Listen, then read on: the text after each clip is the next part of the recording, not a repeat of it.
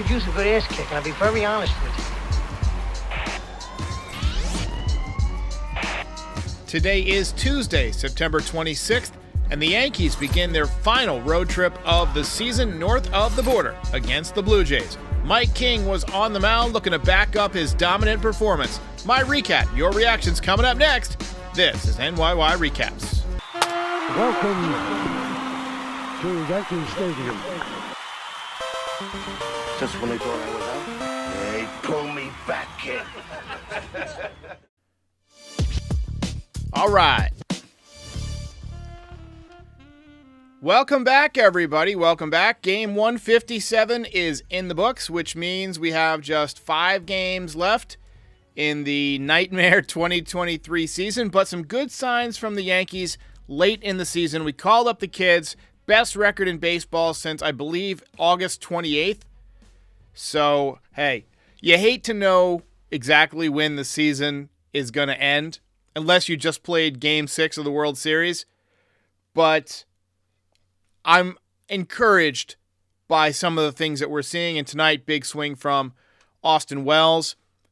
Good swings from the kids on Monday. I didn't get a chance to do a recap yesterday, but it was a great day for the kids. 3-run comeback, absolute nuke home runs off the bat of Oswald Peraza, 443 feet, and Austin Wells into the right field bleachers. You're hearing all sorts of praise from the Yankees manager, Aaron Boone, about Austin Wells' defense. I think that's important to hear. I'll admit that when it comes to judging catchers, I'm an average nobody. I'm an average nobody. I tend to not notice a catcher if he's doing his job. I can notice a bad catcher, like when Gary Sanchez isn't blocking balls or whatever, and he had a better year this year. But when a catcher is just doing his job, I tend to not notice them, so I don't watch them that closely, and I never played the position. So, it's hard for me to tell if a guy is framing great or whatever. But, I trust the pitchers want to throw to him. That's important. The Yankees seem to be pretty good at developing catchers, which is important, and teaching guys to frame and coaching guys up. Guys like Jose Trevino came from a backup position to being the Platinum Glove winner. So it's encouraging that we're seeing great things from Austin Wells. And man, he hits bombs. And he hit another big one tonight, power to all fields. When the kids were called up on September 1st, it was really about, which of them would rise to the top. Who would be the cream of the crop. Now, Dominguez began at the top because he descended from above, but we won't start with him. We'll talk about Wells, Peraza, Estevan Florial. Those are the 3 guys that are impressing me the most as of late, this far in. Now, Pereira, to be fair, has had a hamstring injury, has not had a ton of at-bats, has had some difficulty with the slider. Seems like a good outfielder, got a very good arm, very accurate arm. I think he's got some pop, but he's got to learn to hit the slider. Not everybody's going to be a superstar when they come up, and we'll each have our individual favorites and so forth. I think Dominguez is, once he gets back from that elbow injury, a legitimate phenom. A legitimate, switch-hitting Julio Rodriguez type of player. Maybe different type of player, but, young talent that's just going to take off. I think Austin Wells is going to be a very good catcher. I think he's going to be a deadly left-handed bat, and that's something the Yankees have needed. And we got to give credit where credit's due. That was a first-round draft pick of Cashman. We give him a lot of grief, but good pick there. Estevan Florial, if he can stick around and be an asset, he can definitely be a 4th outfielder, and he can play the position in center field until Dominguez is back. But the biggest revelation of September has not been one of the kids. It has been Mike King. He has been just as good, if not better, out of the rotation than he was in the bullpen. He's been throwing strikes. He's been mixing up his pitches. And last time out, he completely dominated the Blue Jays. I'm talking utter domination, 13 strikeouts. And tonight, he was excellent. Once again, we got to give a round of applause to Mr. Mike King. I love how he keeps the ball on the ground, but he can still make that big pitch when he needs to get a strikeout. Yankees also had to face a tough hitter or a tough pitcher on their own. Kevin Gausman He shuts the Yankees down routinely, got one of the best split-fingered fastballs, really, that I've ever seen, but definitely in the current Major League landscape. And the Yankees didn't do much with him. Mike King picked up where he left off. Had a few walks early on. Command wasn't amazing. 5 walks on the game. Pitched out of a bases-loaded gem in the 3rd inning with a nice sinker to get Vladimir Guerrero. Just a nasty, nasty sinker. I keep saying singer. Peraza made an outstanding play at shortstop. And look, we've been saying all year, Peraza's a better defensive shortstop than Volpe. By far. And Volpe had a good year by the metrics on defense. But at least last time I checked, it might have gotten worse. He's had some trouble lately. But, Peraza, he's just so smooth out there. He went deep into the hole, set his feet and threw a great throw across the diamond to nail the runner, and accurate. Throw was, hit the first baseman in the chest. Fantastic. Giancarlo Stanton. Actually, let me skip a little bit earlier than that. Yankees got their first hit of the game tonight was Estevan Florial, another guy who's been having more comfortable at-bats the last few times up. Giancarlo Stanton smoked a double in the 7th. IKF followed up with a single, but Stanton couldn't score because he's very slow. And then there was a ground ball in the infield. He tried to score, got thrown out at home. We need Val. He can't run for nothing. Val, you're going to have to call in. We need that sound effect. It's just so difficult to watch that guy run, man. It's like that scene in A Nightmare on Elm Street where Nancy's trying to run up the stairs, and the stairs quickly become like wet cement, and she's not going anywhere. All I have to say is, Giancarlo, 1-2, DFA is coming for you.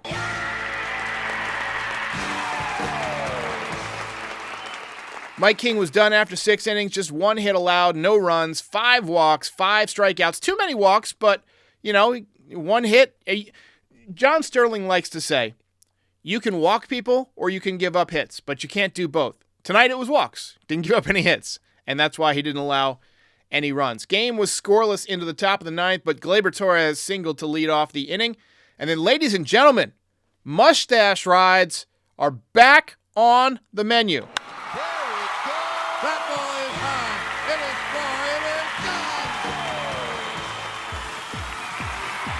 Messed up the way I say mustache, too. I'm slurring my speech, man. I promise I haven't been drinking.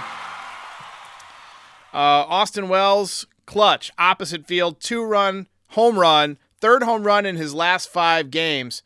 And as I said earlier, he has been very, very impressive. Most impressive.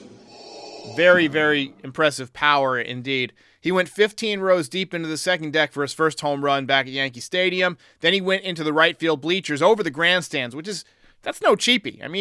410 feet or something like that. I'm sure somebody can dig up the actual distance. But opposite field, 103 miles an hour off the bat, something like that. Nice piece of hitting.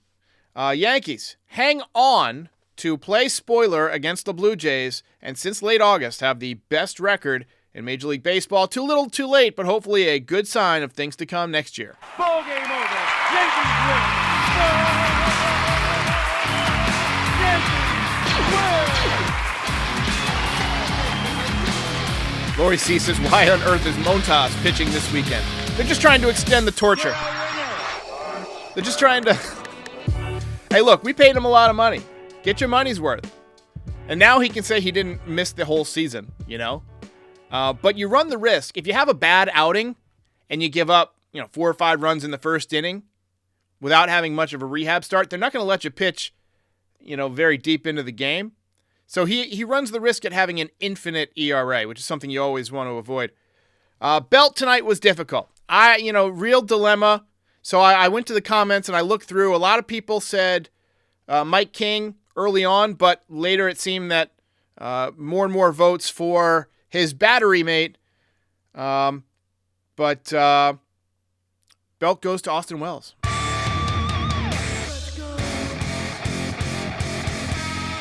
Belt winner. EJ says this will be their excuse not to make any changes.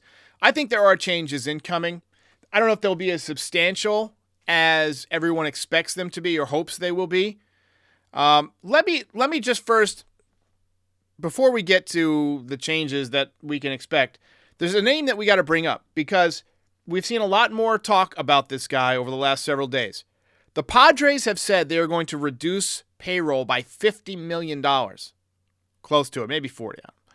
But that puts Juan Soto on the table. Word around the campfire is that he could be available.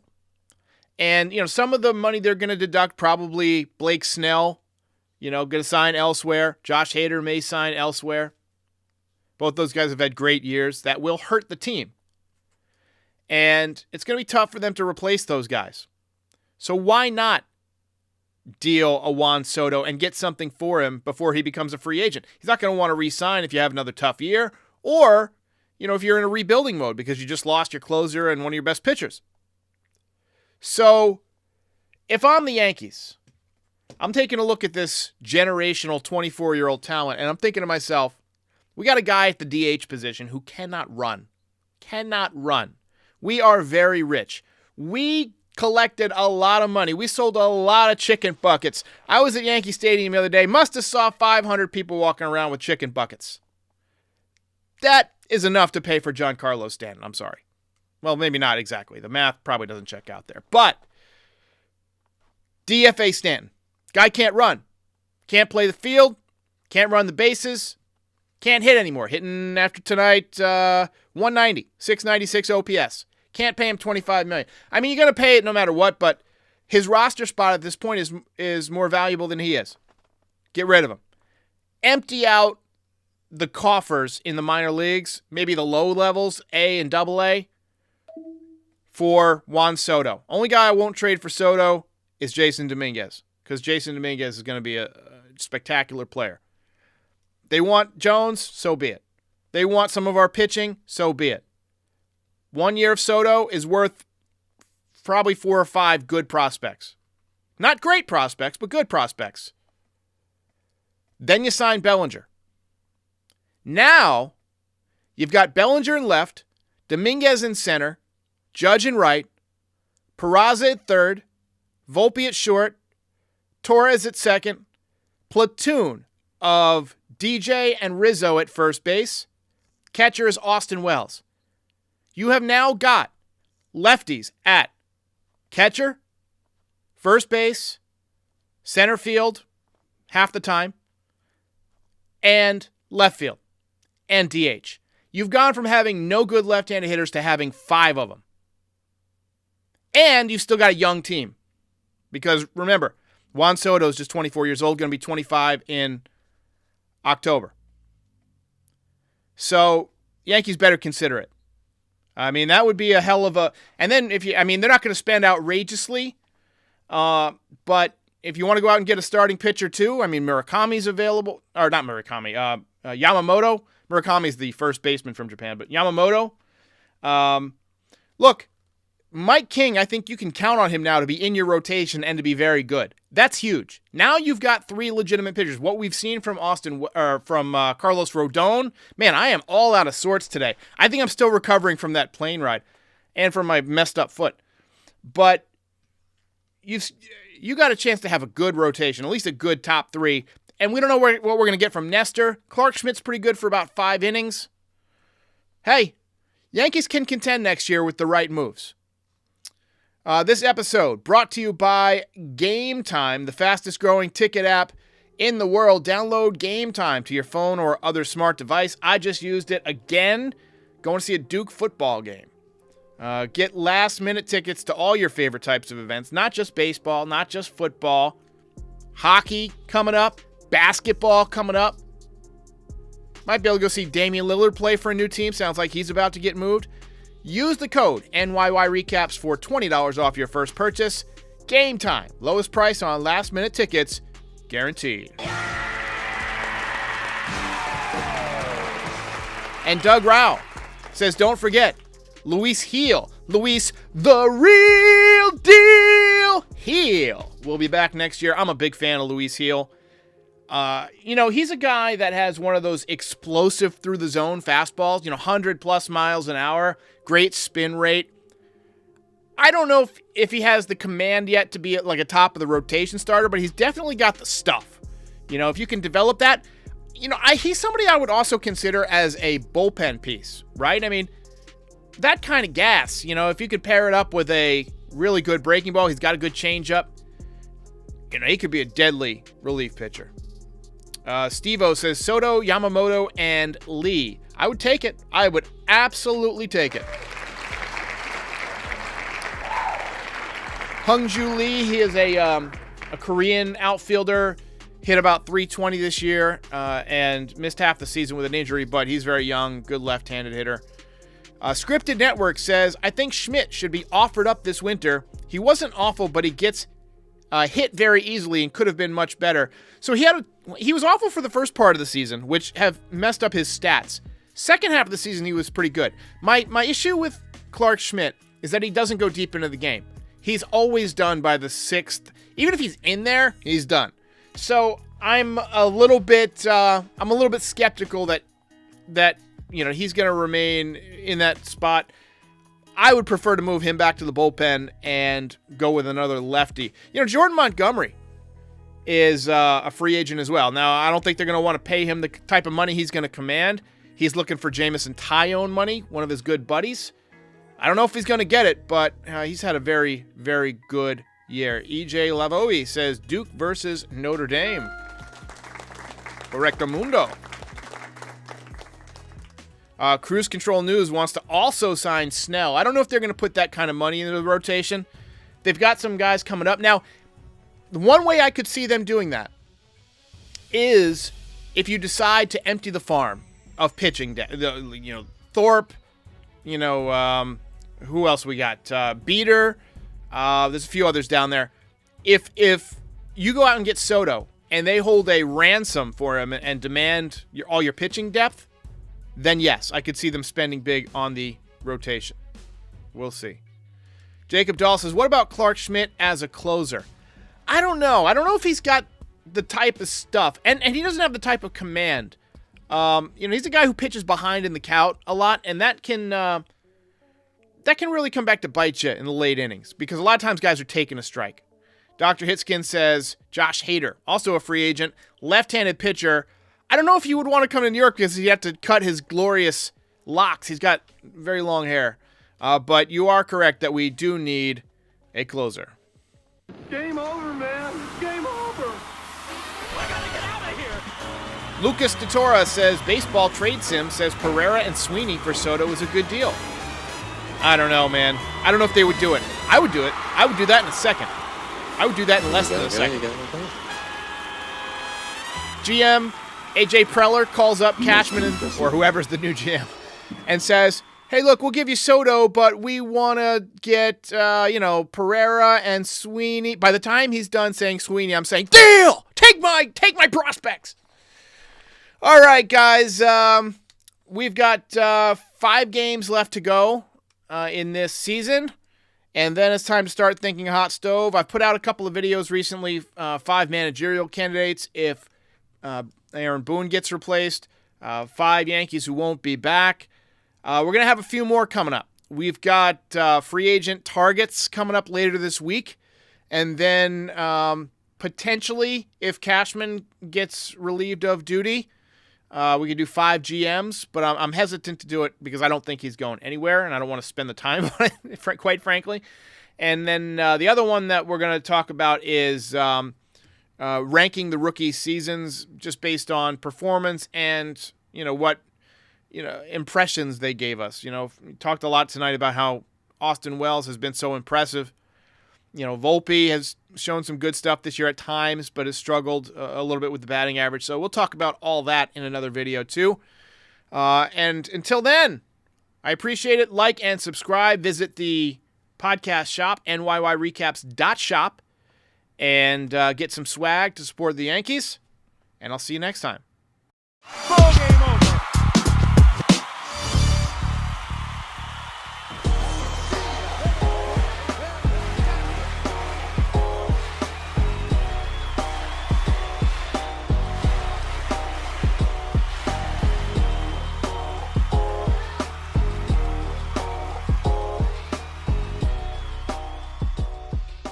Most impressive.